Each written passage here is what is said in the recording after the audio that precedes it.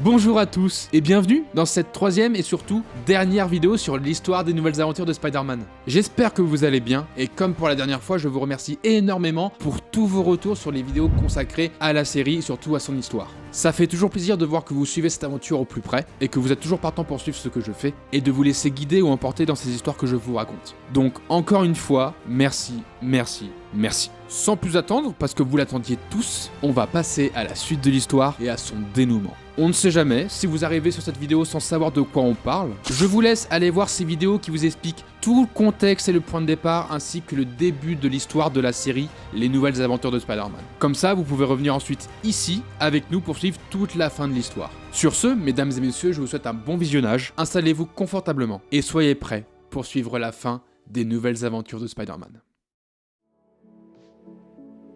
Cet épisode nous fait découvrir un scénario qui va nous faire tourner la tête. Car après une matinée bien chargée pour Spider-Man, Peter, avec l'aide de Max Dillon, récupère les infos sur le nouveau devoir à faire en groupe. Étant arrivé en retard en cours, Peter n'a alors plus le choix pour élire un partenaire, afin de réaliser le devoir en duo, et se retrouve donc avec Christina. Cette fameuse Christina sera notre vilaine de ce 7ème épisode. Et pourtant, elle n'en a pas l'air au premier regard. Mais quand on a une étudiante qui s'autoproclame d'avoir des dons surnaturels pour parler avec les gens, combinée à s'intéresser à la psychokinésie, à la parapsychie et à la voyance, tout en inventant elle-même pour le devoir, une machine permettant de lire dans les pensées, qui somme tout à fait mal construite, vire au cauchemar à cause d'un électrochoc, faisant alors halluciner et péter un plomb dans la tête de Christina. Commençant alors à entendre des voix, surtout celle de Spider-Man, qui lui demande de le retrouver pour vivre le grand amour avec lui, car elle est sa plus grande femme et se considère comme son âme sœur, et qu'elle fera tout pour le retrouver, y compris mettre sa vie en danger et celle des autres. Vous comprenez maintenant pourquoi elle est la méchante de l'épisode.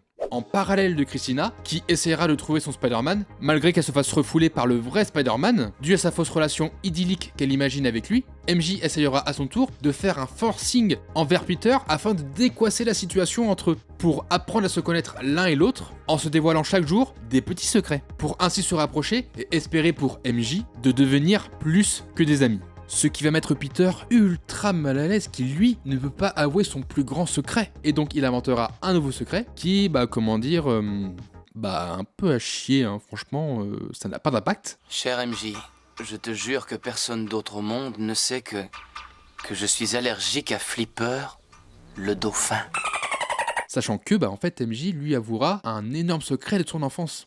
Face à cette désillusion, MJ se réconfortera auprès de Spider-Man, ce qui rendra Christina ultra jalouse. Découvrons alors la relation entre MJ et Spider-Man, et n'hésitera pas à éliminer la concurrence qu'il y a entre elle et Spider-Man pour vivre le parfait amour. Mais l'araignée arrivera au bon moment pour la calmer et sauvera MJ encore une fois en danger. Au final, Christina s'en sortira avec un bon trauma crânien, ayant la certitude que la personne sous le masque de Spider-Man est Muang, le vendeur de café à l'université. Oui, Muang, le vendeur de café. Quant à MJ, elle s'est rendue compte qu'elle se comportait comme Christina, mais envers Peter, prête à l'harceler pour qu'il avoue enfin ses secrets, alors qu'en fait, elle comprend au final que Peter n'était pas prêt à tout lui révéler, et que le plus simple était de redevenir amis pour la vie. Eh bien, c'est ce qu'on appelle un petit retour dans la friendzone.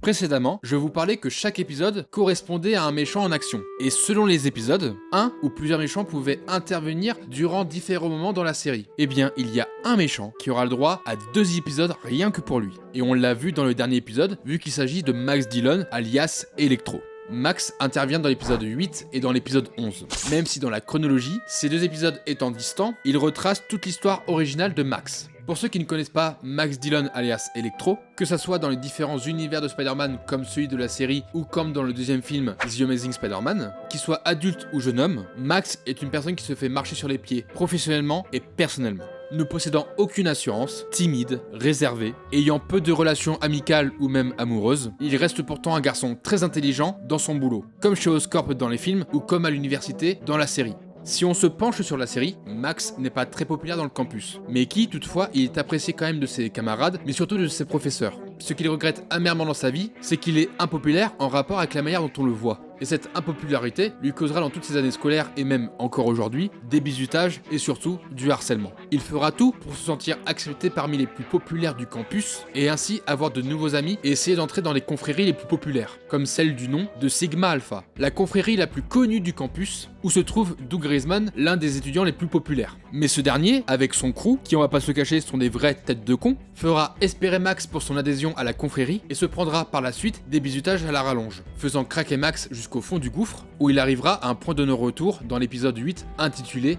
The Party. Qui d'ailleurs, cet épisode est le premier épisode de la série. À la base, l'épisode The Party est l'épisode pilote écrit par Brian Michael Bendis. Et c'est à partir de celui-ci, de cet épisode, que toute la construction de la série s'est réalisée. Et c'est bien évidemment cet épisode-là qui a été diffusé en premier à la télévision. Lors de la soirée de l'épisode, Max se transformera en Electro après un dernier bizutage de Doug Reisman, lui faisant un dernier bizutage avec sa confrérie, en tirant à bout portant sur Max avec des armes de paintball, en rapport au punissement des gens qui sont alors rejetés lors de l'adhésion à la confrérie. Se retrouvant alors expulsé de la soirée, sous les moqueries des étudiants présents à la soirée, Max rejoint alors un toit de New York sous un orage battant. Intrigué par un panneau maximum énergie, il décide d'envoyer un déchet sur le panneau. Malheureusement, le panneau se fissure, projetant du gaz néon sur Max, ce qui entraîna une réaction en chaîne avec un éclair qui frappa le panneau et le fit exploser. Projeté par l'explosion du panneau, Max se fait alors électrocuter par l'éclair et combiné avec le gaz néon du panneau présent sur lui, cette fusion se transforme en une bête électrique, il devient Electro. À partir de ce moment, devenant une énergie de pouvoir, Max n'aura qu'une idée en tête, la vengeance. Se venger de tous ces traqueurs qui l'ont humilié. Faire payer aux personnes le malheur qu'il subit depuis des années. Montrer au monde que l'accident qu'il vient de subir à cause du harcèlement l'a transformé en monstre. Une force dont personne ne peut l'arrêter, ni même Doug Reisman. Electro interrompt la soirée et décide de s'en prendre à Doug pour se venger. Mais malgré l'insistance de Sally, Electro termine alors sa sentence et finit par électrocuter Doug sous le choc de tout le campus. Le voyant alors comme un monstre, Electro n'hésitera pas à montrer toute sa puissance et attaquera tous les étudiants du campus qui le regardaient d'un mauvais œil. Mais Spider-Man arrivera à temps pour le déjouer de ses actes et finira par évincer Electro dans le système électrique de toute la ville, réduisant alors Electro en énergie pure. Au lendemain des événements tragiques, Peter, Harry et MJ se recueillent sur la tombe de Doug Reisman, qui, malgré son comportement, ne méritait pas de mourir ainsi. Peter commence alors à avoir des répercussions lorsqu'il endosse le rôle de Spider-Man, surtout quand des amis proches ont leur vie entre ses mains, dont celle de Max. Cette expérience m'aura appris une chose que je n'oublierai jamais. En choisissant de combattre le mal, on ne devient pas forcément un héros. Pas pour tout le monde. Quoi qu'il en soit, certains destins sont bien pires. Où que soit Max aujourd'hui, j'espère qu'il a enfin trouvé la paix.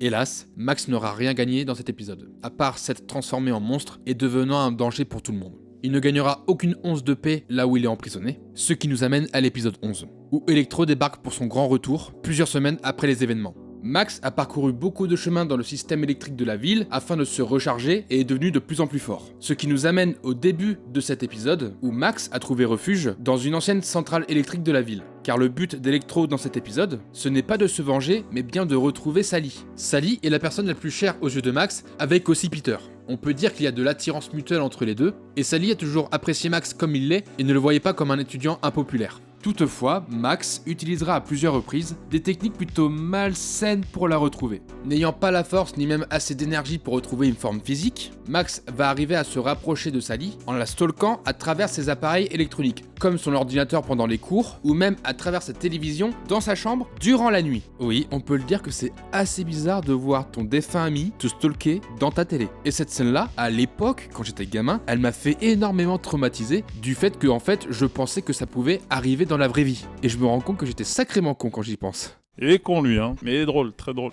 Et une autre question se pose, pourquoi Max veut retrouver absolument Sally ? Et bien quand on regarde son background, et ben en fait il se retrouve sacrément seul maintenant, depuis qu'il est devenu Electro. Et ce qui lui manque, c'est d'avoir des interactions physiques et même palpables avec des humains. Et pour le moment, n'ayant pas la possibilité de retrouver une forme physique, il espionne alors Sally, qui la considère comme son âme sœur, car c'est la seule personne qui a été gentille et respectueuse envers lui, pensant alors qu'une alchimie était en train de se créer entre eux, selon Max. Mais du point de vue de Sally, c'est tout l'inverse qui s'y passe. Max est devenu pour Sally juste un ami qui a disparu tragiquement lors des événements de la soirée où Doug Reisman s'est fait électrocuter par Electro. Propageant alors dans le campus des rumeurs et des liens étroits comme quoi Max est devenu Electro à cause de ce qu'il a subi en rapport avec Doug. Puis, lorsque Max a commencé à espionner Sally, les rumeurs se sont avérées vraies pour Sally en revoyant Max en tant qu'Electro. Elle a commencé à avoir peur pour sa vie à cause du stalk et des actions malsaines que pouvait entreprendre Max pour la retrouver. Elle en informe alors Peter, MJ et Harry, qui selon elle, Max pourrait être Electro, après leur avoir fait écouter l'audio enregistré de la conversation pendant le stalk qu'elle a vécu, et que Max en aurait après elle afin de la retrouver. Alors oui, depuis tout à l'heure je dis que Max veut retrouver Sally, mais c'est pas forcément dans un bon terme, genre elle veut prendre un café ou sortir ensemble ou aller au cinéma, etc. En fait, vu qu'il est devenu Electro, c'est-à-dire un monstre d'électricité, et nous pouvant approcher les humains du fait qu'il peut donner des châtaignes à tout le monde dès que des gens le touchent, le terme de retrouver Sally, c'est tout simplement de la transformer en une Electro féminine, pour qu'ils puissent vivre ensemble et se retrouver sans qu'il n'y ait de problèmes physiques ou même mentaux. Sauf qu'il faudrait retenter l'expérience qu'a vécu Max pour transformer quelqu'un comme il est devenu. Eh bien Max n'a pas attendu longtemps pour retenter l'expérience sur un cobaye qui est sa prof de chimie de l'université alias Madame Williams. Juste après le stalk dans la chambre de Sally, Max a kidnappé le professeur pour tenter l'expérience. Et malgré un manque d'énergie et surtout une interruption de Spider-Man, l'expérience était prometteuse de son nom Max, qui pourra la réaliser en ayant plus de puissance électrique. Sachant toute cette histoire, nos trois amis préparent un plan afin de contrer les actions d'Electro, et surtout pour venir au secours de Sally qui s'est fait kidnapper par Max, la nuit suivante de l'expérience sur le professeur Williams, puisque Max a réussi à gagner en puissance dans la centrale électrique où il s'est réfugié depuis le début de l'épisode. Donc Harry, MJ avec l'aide de Spider-Man essaye de faire diversion sur Max dans la centrale lors de la transformation finale sur Sally, qui cette dernière fait comprendre à Max dans la douleur intense que ses interprétations sur le fait de se retrouver étaient contradictoires et qu'il est considéré comme un simple ami selon Sally. Eh bien c'est ce qu'on appelle un petit retour dans la friendzone. Choqué que les sentiments soient différents l'un envers l'autre, Max se morfond dans sa tristesse et persiste à forcer la transformation afin qu'elle n'ait plus le choix d'accepter son destin. Cependant, Spider-Man intervient in extremis pour sauver Sally et déjouer les plans de Max en l'emprisonnant dans un conteneur à haute tension made in Oscorp prêté par Harry pour qu'il cesse ses actions sur Sally. Mais la surcharge créée par Electro oblige à Spider-Man de balancer le conteneur dans la mer pour éviter la surcharge d'Electro qui finit par exploser en 1000 morceaux, sonnant la défaite et la fin de Max Dillon. On va passer très rapidement sur l'épisode 9, car ce n'est pas le meilleur épisode en termes de scénario. Mais on va en parler un tout petit peu, car on croise un personnage qui a beaucoup harcelé Peter Parker durant sa jeunesse, puisque l'épisode est centré sur Flash Thompson. Pour vous présenter le personnage de Flash dans la série, Flash est le capitaine de l'équipe de foot du campus. C'est un athlète aguerri, doué pour le sport, mais ne possédant rien en termes d'intelligence, ce qui lui vaudra la réputation d'être un très beau parleur pour draguer toutes les étudiantes. Hey, avec Flashman, je cause le crack et ensuite crac crac. Est-ce que tu peux tchatcher comme moi je tchatche? Je roucoule, je broie la langue de Molière. Flash apparaîtra juste dans cet épisode et il sera traité de cobaye au profit du docteur Zellner, considéré comme un tuteur pour Flash. Mais en vérité, Zellner est un docteur entre guillemets, tapis dans l'ombre, tentant des expériences sur des cobayes n'ayant aucune intelligence, dans le but de créer un sérum permettant de développer une puissance cérébrale, donnant alors une intelligence à ces derniers, comme Flash ou les jumeaux Bikers, qui sont de simples voleurs motards qui donneront du fil à retordre à Spider-Man lors des différents cambriolages quand ils seront sous emprise du sérum d'intelligence injecté par Zellner, permettant alors de financer ses expériences et son labo grâce à l'argent dérobé par les Bikers. Même si un sérum d'intelligence semble fonctionner sur des personnes qui n'ont pas de puissance cérébrale, comme Flash jouant alors des pièces de Shakespeare, hélas, le sérum a aussi des effets néfastes sur la santé des cobayes, car le sérum puise dans les muscles des cobayes pour compenser la puissance cérébrale du cerveau, ce qui peut provoquer la mort du cobaye. Sachant que le docteur Zellner, docteur expérimenté comme il est, n'a pas de sérum de guérison pour supprimer les effets néfastes du sérum qu'il a créé. Bah ouais, logique. Le seul moyen de guérison, ce serait de trouver un cobaye assez intelligent de base pour inverser le processus de la formule, et ainsi créer un nouveau sérum. Flash demande alors à son vieux copain Peter Parker de lui venir en aide pour devenir un cobaye, sans qu'il le sache. Sentant le danger, Spider-Man remplace alors Peter au pied levé, mais se fait piéger par Zellner dans son labo en se faisant injecter du tranquillisant pour chevaux, qui bien évidemment n'arrêtera pas notre araignée face aux Bikers et à Zellner. En guise de menace, Zellner kidnappe Flash pour empêcher Spider-Man de l'arrêter. Mais c'est sans compter la petite caméra accrochée au dos de Flash, que Spider-Man, en compagnie d'Indy, réussit à rattraper le docteur dans le métro et finit par le mettre KO. et sauve Flash in extremis de la mort en créant un nouveau sérum permettant d'annuler les effets du sérum de la puissance cérébrale de Zellner, ce qui fait revenir à la raison notre Flash national, redevenant alors comme il était avant.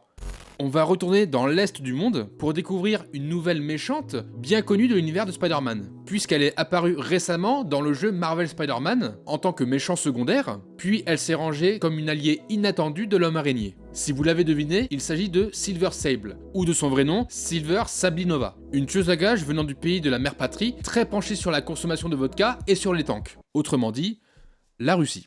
Encore? Ça fait beaucoup là, non?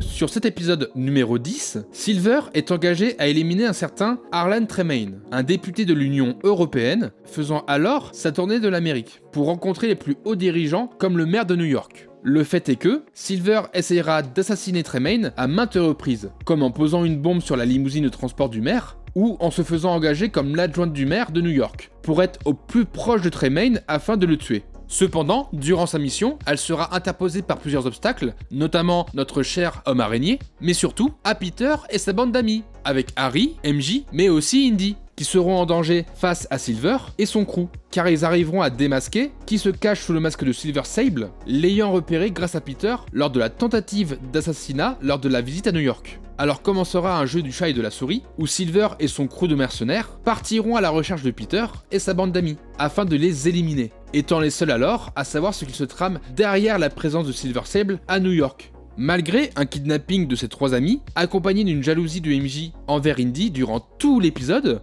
voyant qu'elle est très proche de lui et que Peter se comporte différemment avec elle qu'avec MJ. Ce qui résulte alors à un jeu de qui aura la plus grosse pour savoir qui sera l'élu du cœur de Peter. Bon, vous savez où je veux en venir, l'intrigue secondaire, un triangle amoureux, pour au final se rendre compte que toutes les deux veulent le bonheur de Peter, malgré que ce soit l'une ou l'autre, et qu'elles sont prêtes à faire la paix et être juste amies jusqu'à la fin. Ce qui sera une promesse de courte durée vu qu'en fait Peter à la fin de l'épisode choisira Indy à la place de MJ, et dont cette dernière ne peut plus supporter la jalousie qu'elle a au plus profond d'elle-même en rapport de la relation entre Indy et Peter. Compliqué les relations intimes, je vous jure. J'ai envie de crever! Spider-Man, comme à chaque fois, réussira à sauver ses amis et arrivera à déjouer les plans de Silver Sable, malgré le fait qu'elle soit du bon côté depuis le début, lorsqu'il apprendra de cette dernière, durant le combat final, que Harlan Tremaine, le député européen, est en réalité un terroriste surnommé le Piranha, ayant réussi à s'infiltrer dans la vie politique et dans le Parlement européen afin d'accéder à Washington, dans le but de tuer le président américain à la Maison Blanche, d'où sa venue sur le sol américain. Finalement, Spider-Man remettra Tremaine aux autorités et Silver disparaîtra des radars après un plongeon dans l'eau pendant la chute de la limousine où se trouvaient Tremaine et le maire de New York. Les amis, on arrive à terme sur les 2 derniers épisodes de l'histoire, et donc sur la conclusion de la série. Précédemment, je vous l'ai dit, sur ces 13 épisodes, seulement 2 d'entre eux auront le droit à une structure scénaristique différente de celle que l'on côtoie depuis le début. C'est-à-dire, un épisode est égal à un méchant. Et comme vous le devinez, c'est les 2 derniers épisodes de la série qui auront le privilège de clôturer l'histoire et d'avoir une structure scénaristique différente. On commence ces épisodes par l'introduction de non pas un, mais 2 méchants, qui vont occuper la tête d'affiche de cette fin de série. Ces 2 antagonistes sont les jumeaux Gaines, de vrais jumeaux du nom de Roland et Roxanne, possédant des pouvoirs psychiques, permettant de contrôler les esprits et de donner des ordres aux gens qui sont sous leur contrôle. Réussissant à s'emparer de l'esprit du chauffeur du fourgon blindé, qui faisait le chemin pour être transféré dans une autre prison, Spider-Man intervient face à l'évasion des jumeaux, mais se fait sauvagement manipuler le cerveau à plusieurs reprises, devenant alors immobile face à eux. Mais malgré leur puissance, Spidey arrivera avec tout son courage à les arrêter, échappant alors à toute manipulation et s'en sortira avec un bon mal de crâne. À partir de ce point, l'épisode nous fait naviguer à travers les 2 vies de Peter. Endossant le costume de l'araignée, il passe souvent son temps entre sauver des gens et passer le plus de temps possible avec Mary Jane sur les toits des buildings, ne voulant alors s'avouer les sentiments l'un envers l'autre, malgré que Peter soit sous le masque, préférant ainsi être le héros de MJ, même s'il a déjà Indy dans sa vie. Et du côté de Peter, il passe sa vie avec ses amis comme Harry, mais aussi avec sa petite amie qui est Indy, le sollicitant pas mal de temps dans leur relation. Mais un événement va tout changer dans ces 2 vies, lorsque les jumeaux Gaines se sont évadés de la prison en manipulant l'esprit du directeur. Et en plus, ils ont réussi à faire évader les Pterodax ainsi que Silver Sable. En 2 temps 3 mouvements, Spider-Man a réussi à battre les Pterodax, malgré qu'Harry passe in extremis l'arme à gauche pendant le combat, vu qu'il se déroulait sur le chantier du nouveau centre biologique de l'université construit par Oscorp, dont Harry est la tête de ce projet. Et après une journée bien remplie, en rentrant chez lui, Peter se fait surprendre par Indy, mais aussi MJ, étant dans son appartement, prêt à lui mettre un coup de pression du fait qu'il ne peut pas choisir les deux, mais bien une seule partenaire pour lui. Ah non? Non. Et c'est à ce moment que nous, les gens qui regardent la série, on se doute qu'il y a un truc qui va pas. Il fait des cauchemars, se sent mentalement bousculé, et surtout que quelque chose ne va pas dans son quotidien. Même Jameson le félicite des clichés qu'il a pris durant le combat avec les ptérodax. Bizarre. Et en même temps, Jameson lui informe que Kraven, le chasseur, un des ennemis les plus iconiques de l'univers de Spider-Man, serait de retour en ville après s'être enfui de son goulag en Ukraine, dont il logeait depuis des lustres à cause de l'araignée. Alerté par son sens d'araignée, Peter n'hésite pas à s'enfuir dès sa sortie du Daily Bugle pour échapper à Kraven le chasseur, faisant alors équipe avec Silver Sable qui est de retour de son plongeon de l'autre épisode, voulant à tout prix faire payer Spider-Man en s'attaquant à ses amis, dont Peter qui a un étroit lien avec l'araignée. Ni une ni deux, Spider-Man pris en embuscade se débarrasse très vite de Silver Sable, mais se fait distraire par cette dernière, permettant alors à Kraven de s'enfuir en lui rappelant qu'il y a d'autres moyens de se venger de Spider-Man. Et évidemment, c'est ce qu'il va se passer. Voulant protéger ses amis à tout prix, dû au danger qu'est Kraven, Spider-Man part à la rencontre de MJ pour prendre des nouvelles d'elle ainsi que de ses amis, et qu'il a peur de mettre ses amis en danger à cause de qui il est. MJ se rend compte que si elle veut vivre dans une vie normale, elle devra prendre des distances avec Spider-Man, mais aussi avec Peter. Ce qui n'est mais alors pas du tout du goût de Spider-Man, faisant alors le grand pas en pensant que tout pourrait être plus simple si elle devait faire face à une seule personne entre Spider-Man et Peter. Peut-être que si vous n'aviez affaire qu'à un seul de nous deux...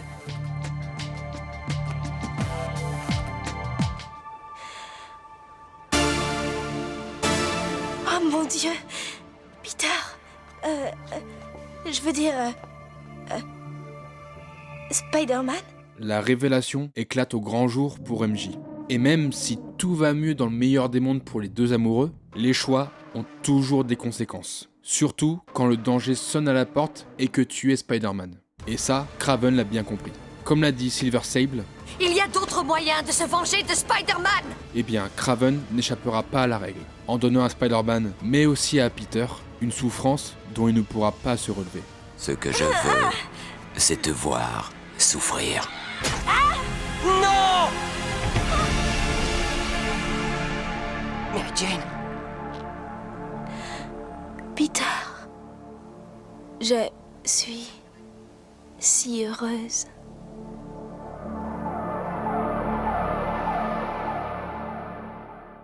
Non, c'est pas une blague. MJ est vraiment décédé dans les bras de Peter, juste après avoir révélé son identité secrète. Pour vous le prouver, juste derrière, il y a la scène dans le cimetière avec Harry et Peter qui se recueillent devant la tombe de Mary Jane. Comme quoi, je vous l'avais dit, cette série, elle est vraiment très, très sombre.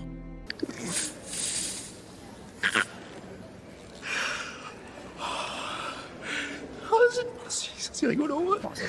Bon, j'ai peut-être menti un petit peu. La série ne se termine pas de cette manière. Pas aussi brusquement que dans The Amazing Spider-Man 2. J'aurais aimé que cela se termine comme ceci, sauf que vous imaginez très bien que c'est impossible. Et en fait, depuis le début de l'épisode, tout est scripté. Enfin, même si pour Peter, tout a l'air vrai. Depuis le début de l'épisode, Peter fait des cauchemars. Et c'est tout à fait normal, car en fait, depuis le début, Peter a été manipulé par les jumeaux.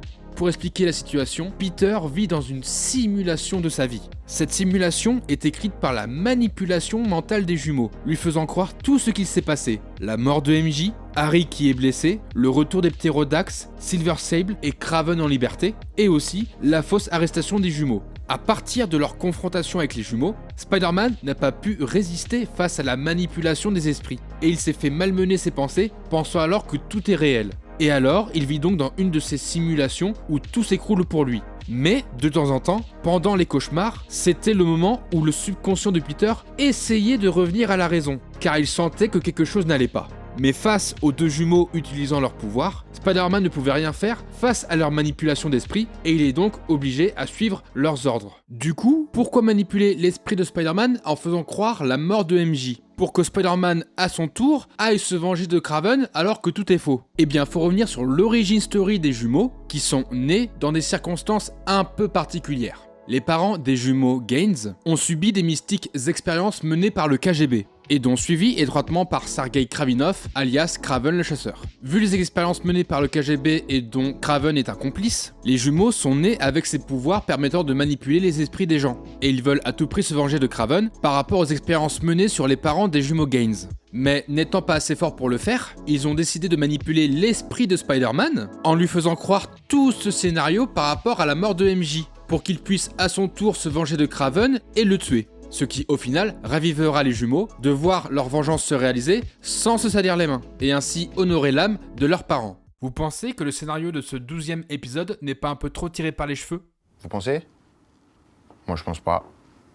C'est mon avis. Wow, ils pouvaient pas faire plus simple en termes de scénario, sachant qu'en plus, à la base, ce scénario précis qu'on voit dans ces épisodes n'était pas du tout prévu. Pour information, l'intrigue de cet épisode reposait sur les jumeaux qui devaient contrôler tout le campus de l'université grâce à des tatouages temporaires. Ces tatouages devenaient dociles et ainsi contrôlables pour les jumeaux, pour ainsi léguer tous les étudiants du campus de l'université face à Spider-Man, lors d'un combat final aérien où il devait y avoir un dirigeable. Mais selon Odu Payden, cela manquait beaucoup de dynamisme, malgré l'effet de groupe avec tous les étudiants qui devenaient contrôlables comme des zombies. Et ils ont préféré oublier toute cette partie avec les tatouages contrôlables et ainsi garder l'idée des jumeaux et de séparer l'intrigue en deux parties, dont le premier épisode se déroulait dans l'esprit de Spider-Man. Maintenant que Spider-Man est convaincu de la vengeance à livrer à Kraven en rapport avec la mort de MJ, qui d'ailleurs s'est fait kidnapper par les jumeaux au cas où il faut préparer un petit plan B, il est temps de passer au dernier épisode qui se déroule dans la réalité.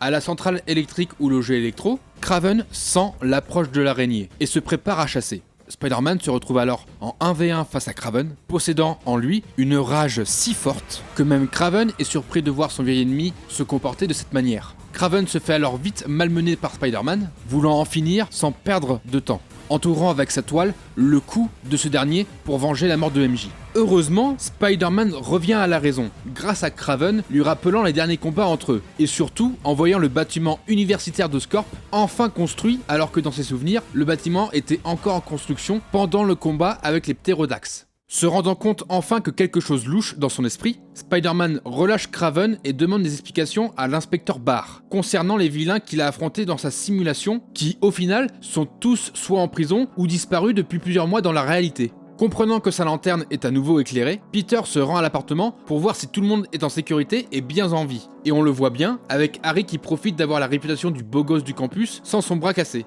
Soulagé de voir ses amis en vie, il ne reste plus qu'à Peter de retrouver les jumeaux afin d'en finir pour de bon et sauver MJ du danger qu'elle encourt. Il fait alors appel à Indy, l'aidant à fouiller dans la base de recherche de Empire TV pour trouver l'entrepôt où se cachent les jumeaux. Cependant, Indy, étant la petite amie de Peter, s'inquiète pour ce qui lui arrive et ne lâche pas le morceau en ce que recherche Peter pour avoir une occasion d'avoir un scoop envers les jumeaux et Spider-Man, et décide alors de le suivre en filature. Quant aux jumeaux, voyant aux informations que Kraven est de retour en prison à cause de Spider-Man, qui a réussi à briser le sortilège du contrôle d'esprit, ils n'ont plus d'autre choix que de mettre la pression sur Spider-Man, en torturant mentalement Mary Jane Watson pour qu'il aille achever Kraven. Pourtant, la pression étant mise sur les épaules de Peter, cela ne l'empêchera pas de s'introduire par effraction dans l'entrepôt des jumeaux, pour venir chapeauter leur plan et sauver MJ par la même occasion. Mais il reste encore à attraper les jumeaux qui se sont enfuis sur le toit de l'entrepôt. Malgré une nouvelle tentative de contrôler l'esprit de Spider-Man, les jumeaux sont moins forts quand ils ne sont pas ensemble. Surtout Roland, qui est le maillon faible de l'équipe contrairement à Roxanne. La sœur est beaucoup plus coriace à battre que le frère. Même si au final, par la force de son courage, Spider-Man réussit à s'en défaire et finit par l'attraper au cou pour la faire chavirer par-dessus bord du toit.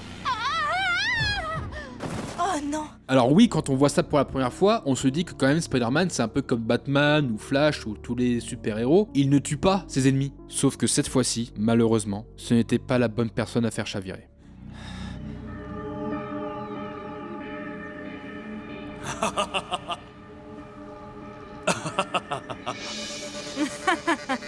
Allez, penche-toi et regarde, héros, on a une surprise pour toi. Non. Indy. Indy. Oh non. Oh, qu'est-ce que j'ai fait? Tiens bon, Indy. Je t'en supplie, tiens bon. Encore une fois, Spider-Man n'a pas résisté au contrôle mental des jumeaux, provoquant à Indy une chute d'une manière à la Gwen Stacy dans The Amazing Spider-Man 2. Face à cette désillusion, à l'hôpital, on apprend qu'Indy est dans un coma profond. Et au résultat de tous les examens effectués, elle ne se réveillera sûrement jamais, dû au traumatisme de l'incident causé par Spider-Man. L'opinion publique, mais aussi les médias et ses proches amis, considèrent maintenant Spider-Man comme une menace aux yeux de tous, et aussi un meurtrier qui doit quitter la ville pour ne plus rendre service à ses habitants. Et ils ont raison, à tel point que Peter soit du même avis qu'eux, et décide d'en finir pour de bon avec les jumeaux, qui sera sûrement son dernier combat. Fêtant la victoire d'avoir réduit la réputation de Spider-Man au plus bas, les jumeaux, comme à leur habitude, s'auto-congratulent dans un entrepôt prêté par ce monsieur. Alors ce monsieur, je ne l'ai pas montré dans ces derniers épisodes car en fait, c'est juste un businessman qui détient la plupart des entrepôts de la ville et surtout qui est de mèche avec les jumeaux car il a été recruté pour faire le psy afin de convaincre Peter de se venger de la mort de MJ dans la simulation créée par les jumeaux. Donc bon, ce n'est pas très important de le préciser, mais pour information, ce personnage qui est le psy, il est doublé par Stan Lee. Oui, le vrai Stan Lee, celui qui a créé Spider-Man. Comme quoi, même avant tous les films de Marvel, il faisait déjà ses petits caméos. Spider-Man retrouve la trace des jumeaux grâce à Stan Lee et décide d'interrompre leur petite victoire pour la transformer en enfer. Prenant les jumeaux en 1v1, Roland se fait alors endormir en 2 secondes après que Spider-Man lui ait injecté un sédatif récupéré à l'hôpital. Mais Roxanne, étant plus maline, pourchasse Spider-Man avec un camion-citerne, ce qui tournera la chance en faveur de Peter car comme on le dit si bien, femme au volant... Me retournant? À quoi? Bon, je vais avoir encore des problèmes, mais sur le fait, c'est qu'il a raison.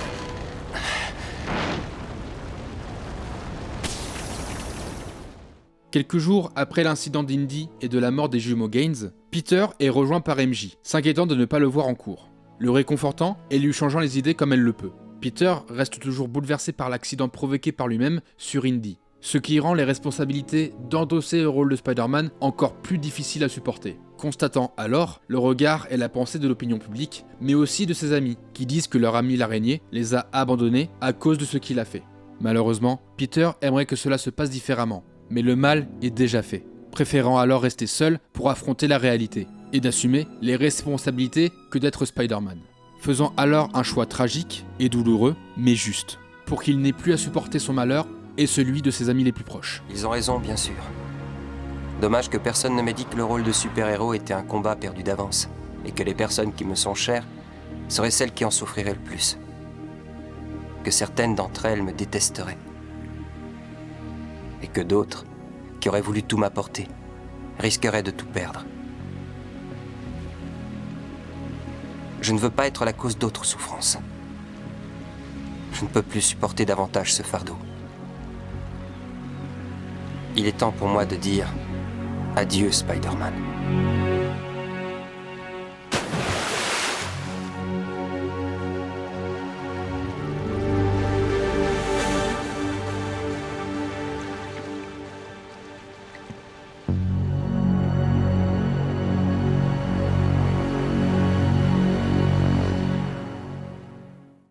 Et c'est ainsi que se termine l'histoire des nouvelles aventures de Spider-Man. C'est assez troublant et en même temps triste de voir cette série se terminer de cette manière, avec Peter qui abandonne ses pouvoirs ainsi que son rôle de Spider-Man au profit d'être un gars normal. Un gars normal qui ne veut plus souffrir ou apporter de malheur à lui-même ou à ses amis du fait qu'il est le héros masqué. Mais malgré le point de chute dramatique de la série, en vrai, avouons-le, cette série reste quand même incroyable. Il y a tellement de choses qui s'y passent dedans qu'on peut la juger comme un énième programme sur Spider-Man, mais comme une série qui mérite sa place dans le Spider-Verse et non pas à être oubliée, tellement qu'elle est si particulière. Avant de conclure la vidéo, il nous reste encore beaucoup de questions à répondre et surtout, la plus importante, comment on en est arrivé là, à cette fin tragique et comment on en est arrivé à cette série qui a été oubliée dans le Spider-Verse alors qu'à la base a été quand même la suite officielle du premier Spider-Man. Comme vous le savez, la série a créé son propre univers à partir du premier film. Mais elle ne rejoint pas officiellement la chronologie des films de Spider-Man, puisqu'elle a créé sa propre histoire, donc son propre Spider-Man, et donc bien évidemment sa propre fin. Ce qui résulte alors à une chose en 2003 qu'on ne pouvait pas forcément y penser, c'est le multivers. Aujourd'hui, quand on parle du multivers, c'est devenu très commun de nos jours, avec les films sur les super-héros, avec les jeux vidéo ou même les comics, et surtout les différentes versions de personnages qui existent dans le multivers. Mais en 2003, jamais on n'aurait pensé qu'il existerait par exemple d'autres versions de nos personnages préférés. Et c'est que très récemment, avec l'avènement des films traitant du multivers, que pas mal de gens commencent à comprendre la notion. Quand on voit le cheminement de la série, en fait, sans s'en rendre compte, la série est devenue avant-gardiste en créant son propre univers et donc sa propre branche du multivers. Surtout dans la sphère de Sony et Marvel au cinéma et à la télévision. Ce qui est fou quand même quand on y pense car la série est quand même sortie il y a plus de 20 ans maintenant. Pourtant, si la série a introduit inconsciemment le multivers, et donc aussi le Spider-Verse, il y a bien une chose qui attriste cette série, c'est qu'il n'y a aucun héritage du fait de sa fin troublante. À cause de l'abandon de Peter, la série n'a pas pu construire un héritage ou même un arc de rédemption, comme avec le Spider-Man d'Andrew Garfield dans le film Spider-Man No Way Home. Donc la série s'est arrêtée toute seule à ce point tragique qui est la fin de Spider-Man. Et c'est pour cela que dans le film Spider-Man Across the Spider-Verse, lorsque Miles Morales découvre le conseil des Spider-Man, notre Spider-Man de la série n'apparaît pas dans le conseil vu qu'il n'existe plus. Alors que pourtant, tous les autres Spider-Man des autres séries animées sont bien présents dans le film. Juste à cause de sa conclusion, ce Spider-Man est considéré dans le Spider-Verse comme mort pour Marvel et Sony, même si on suppose toujours que Peter existe bel et bien dans son propre univers.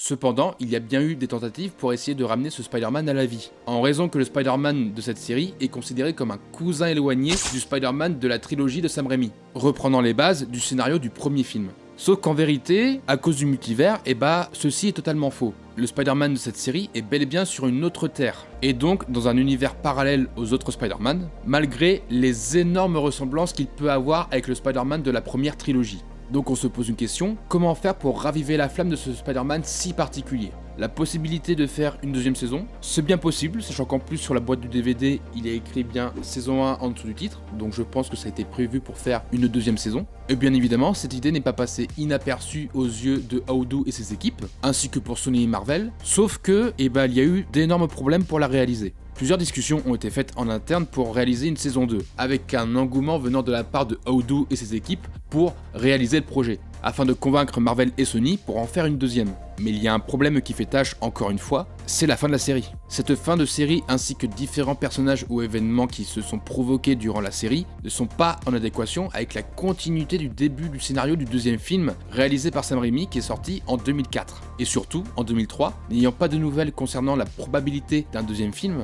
ils n'ont pas pu prédire en interne la suite ou les événements de ce qui allait se passer dans la continuité de la saga. Comme par exemple que le Dr Connors soit ajouté dans le deuxième film, mais juste en tant que professeur, alors que dans la série, il s'est déjà transformé, et surtout c'est qu'il est décédé. Ou même que Spider-Man existe toujours dans l'univers de la trilogie, alors que celui de la série, il n'existe plus, et pourtant il est calqué sur celui du film.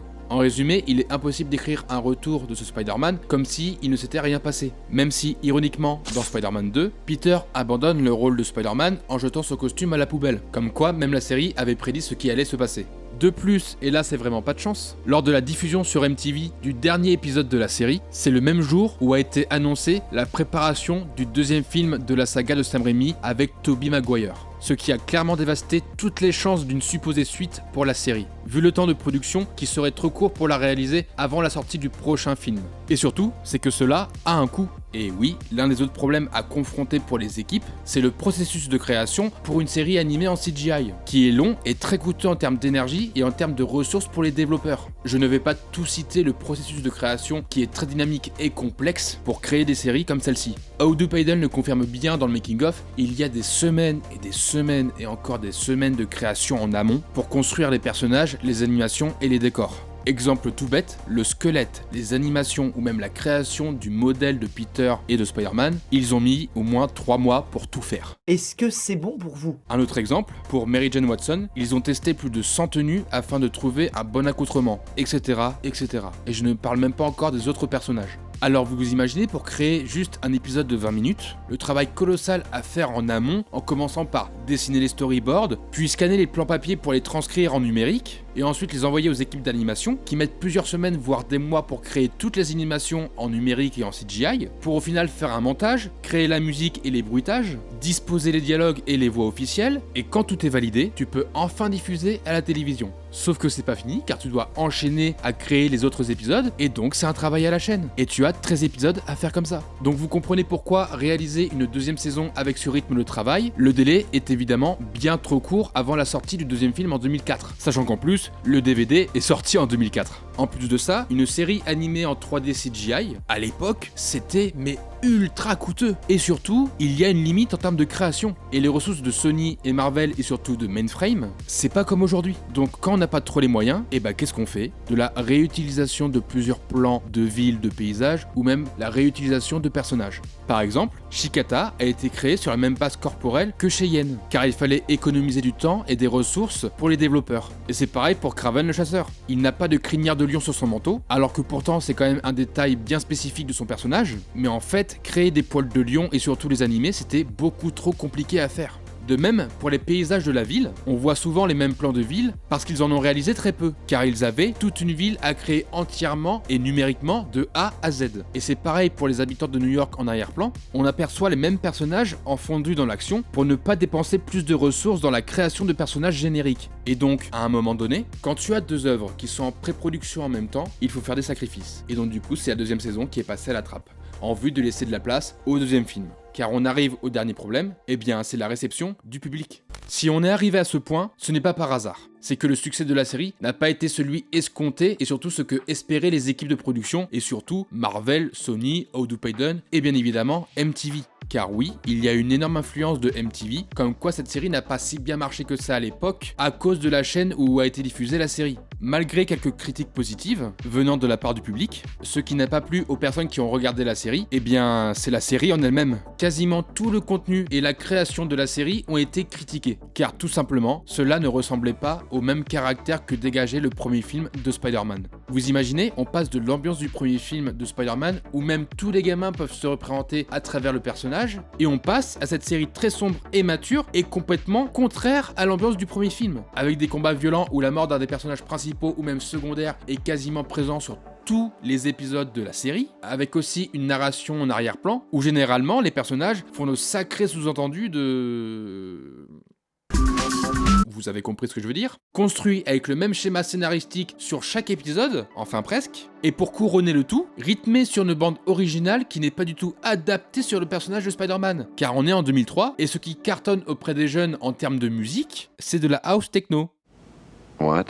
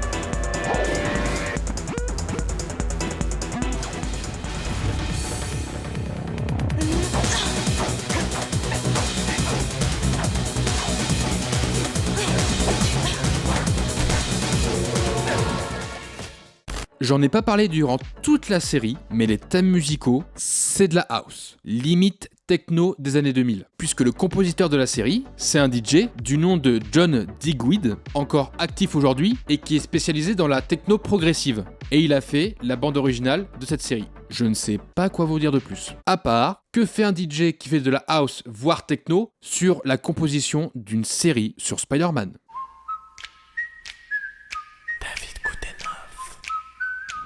Passant à travers ses choix scénaristiques et artistiques souvent douteux pour l'époque, provoquant alors le désarroi des fans en regardant la série, l'un des principaux protagonistes qui a mis en marche la série, à savoir MTV, pour eux, les audiences n'ont jamais été aussi bonnes pour l'époque, lorsque la série a été diffusée à la télévision. En comparaison, lorsqu'un autre programme de leur chaîne était diffusé sur la même plage horaire que la série, ce programme-là faisait moins d'audience que Spider-Man.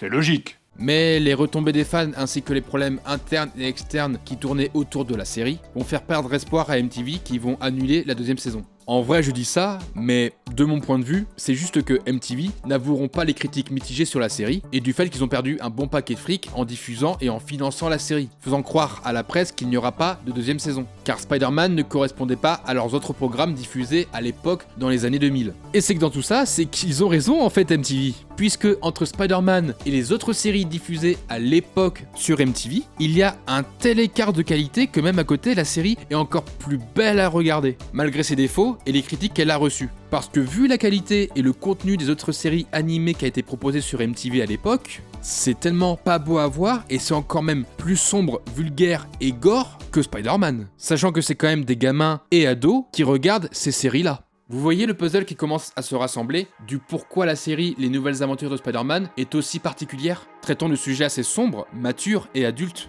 Pour faire plaisir à MTV afin qu'ils diffusent et financent la série, Sony et Marvel, ils ont dû faire des concessions et laisser à MTV quelques libertés sur le scénario pour introduire sur plusieurs aspects, que ce soit sur les personnages ou même les dialogues, l'identité de la chaîne MTV qui était rebelle à l'époque, entre guillemets, pour que ça puisse correspondre à leur programme qui diffusait en parallèle de la série, mais aussi à l'audimat visé à l'époque qui était les grands ados et surtout les jeunes adultes. C'est pour cette raison qu'il y a énormément de sous-entendus en termes de...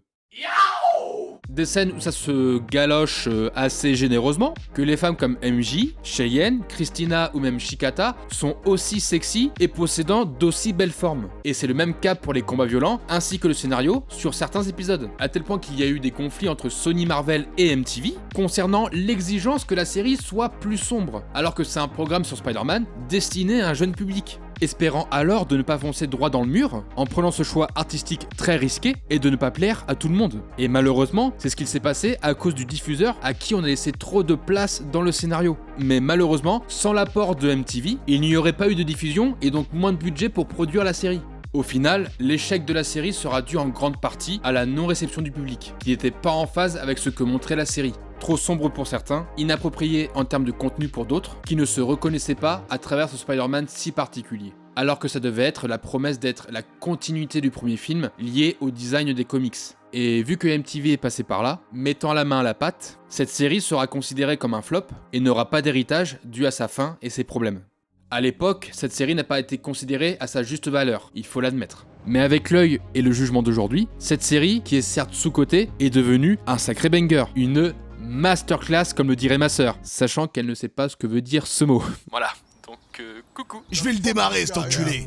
Et cette série se résume en un seul mot, l'audace. L'audace d'être si particulière, de se détacher de l'image qu'on a de Spider-Man. Et aujourd'hui, elle mérite amplement sa place dans le Spider-Verse, car elle se démarque des autres parce qu'elle est tellement originale. Aujourd'hui, on ne voit plus de programmes sur le personnage ou même de séries prenant autant de risques artistiques et surtout scénaristiques pour raconter une histoire. Et c'est pour ça qu'elle est belle, et qu'elle doit avoir un héritage autre que sa fin prématurée. Mais aujourd'hui, dans le MCU ou même chez Disney, on ne prend plus le risque de faire autrement comme cette série, au risque de ne pas correspondre à tout le monde et de reproduire les mêmes erreurs. Ce qui prouve que cette série était tellement avant-gardiste à l'époque, et qu'elle a marqué sa génération en étant audacieuse et décalée des programmes d'aujourd'hui et même de l'époque. Maintenant, où en est la série ? Avec la sortie du DVD en 2004, elle n'a pas eu la renaissance du Phénix, elle s'est fait juste oublier au fil des années. Mais ce n'est que très tardivement, avec les épisodes qui ont été mis sur internet et sur les plateformes de streaming, que la série a eu un petit regain d'intérêt auprès des fans de Spider-Man, permettant alors avec les fans de première jeunesse de se construire autour d'elle une belle communauté qui continue à adhérer à son contenu malgré le fait qu'elle ait eu 20 ans en 2023. Au fur et à mesure du temps, des milliers de personnes s'intéressant au contenu proposé sur le personnage de Spider-Man ont pu voir la série, récoltant alors des avis vraiment positifs dus à son contenu, mais surtout à son audace d'avoir proposé quelque chose de différent à l'époque. La série essaie de se démocratiser un peu plus comme elle le peut, même si elle reste moins populaire et moins marquante chez les gens, face aux autres séries animées sur Spider-Man comme The Spectacular Spider-Man ou même Ultimate Spider-Man. un petit coup de pouce aurait été le bienvenu en espérant de voir ce Spider-Man de la série dans le film Across the Spider-Verse, comme pour les autres Spider-Man des séries animées, sauf que malheureusement, on ne l'a pas eu. Il y a bien eu des pétitions des fans pour une deuxième saison des années après la sortie de la première saison, mais rien n'a été fait. Il y a eu un projet de fanfiction pour créer avec les moyens du bord une deuxième saison, mais malgré l'énorme effort de ceux qui sont derrière le projet, aucune nouvelle n'a été annoncée récemment sur le projet. Quoi qu'on dise et quoi qu'on fasse, Disney et le Marvel Cinematic Universe sont passés à autre chose, laissant alors la série faire son petit chemin à travers le Spider-Verse. Pour conclure, fan de Spider-Man comme je suis content et très fier d'avoir ce DVD qui est pour moi une petite relique, et je suis fier de vous l'avoir fait découvrir, même si aujourd'hui, je n'espère plus grand chose de cette série. Elle a fait son temps, et elle restera comme elle est, nostalgique et incroyable. Mais on ne sait jamais, avec le Spider-Verse et Marvel, on n'est jamais à l'abri d'une petite surprise et surtout d'un petit comeback. Et comme le dit si bien Andrew Garfield, l'histoire ne se termine jamais.